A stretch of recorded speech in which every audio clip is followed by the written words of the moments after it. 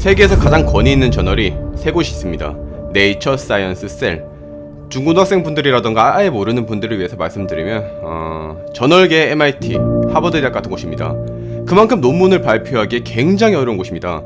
유명 대학 교수님들이라던가 아니면 최고 수준의 연구원들도 여기에 논문을 내는 것이 어렵고, 일반적인 연구원들이 여기에 일저자로 논문을 발표한다면 거의 모든 대기업을 프리패스로 휩쌉니다. 그리고 2021년 1월 현재 시간 기준으로 네이처 홈페이지에 들어가 보면요, 자, 홈페이지 메인에 예쁜 표지가 보입니다.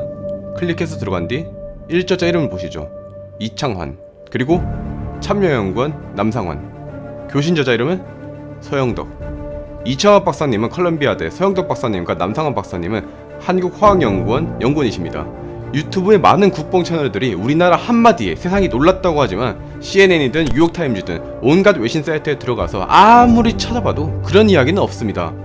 그들의 말대로 우리나라 한마디에 세계가 놀랐다면 이 연구 결과처럼 헤드라인에 걸리고 저널의 표지가 됐겠죠. 여러분, 한국 좋아하는 외국인 섭외해서 오, 한국 너무 대단해요, 김치 좋아요 하면서 헛소리하고 작은 내용을 크게 부풀리는 가짜 국뽕이 아니라 이게 바로 진짜 국뽕이자 국위선양입니다.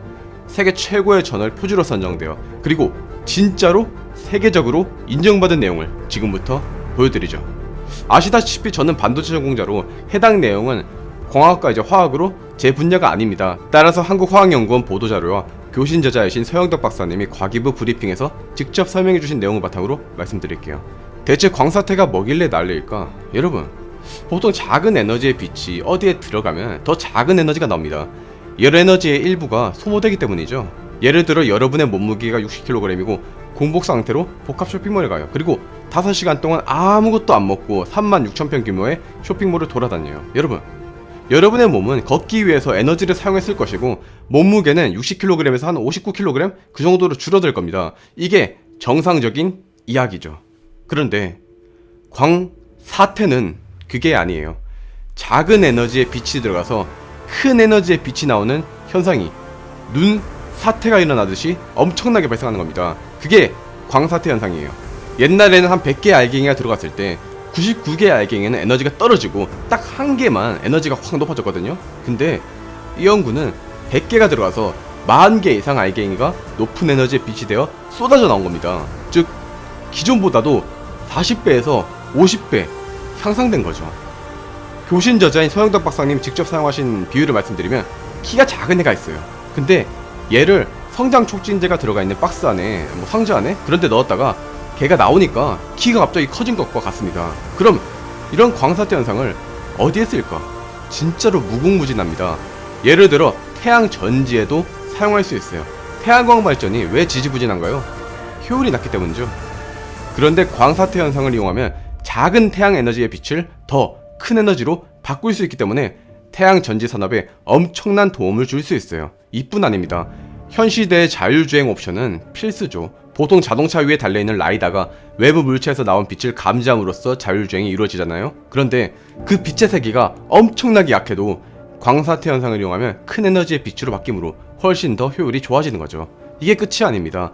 엄청 작은 애들을 보는데도 활용할 수 있어요. 실제로 연구진은 광사태 현상을 이용해 무려 25나노미터 크기의 물질을 관측하는데 성공합니다. 그럼 이걸 어떻게 가능하게 했는가? 연구진은 특별한 나노입자를 만들었고 그 이름을 광사태 나노입자라고 지었죠. 이 광사태 나노입자의 핵심은 바로 톨륨이라는 특별한 원소를 도핑하는 겁니다. 아몬드 주위를 초콜릿으로 코팅해서 달게 만드는 것처럼요.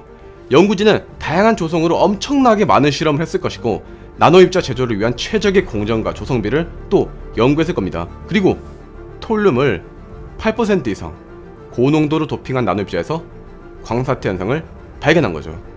그리고 이 광사태 나노입자는 무기물이거든요. 쉽게 말해서 탄소 베이스의 유기물이 아니라 유리 같은 애들이에요. 그런데 유리라던가 도자기 같은 것들의 장점이 뭐죠?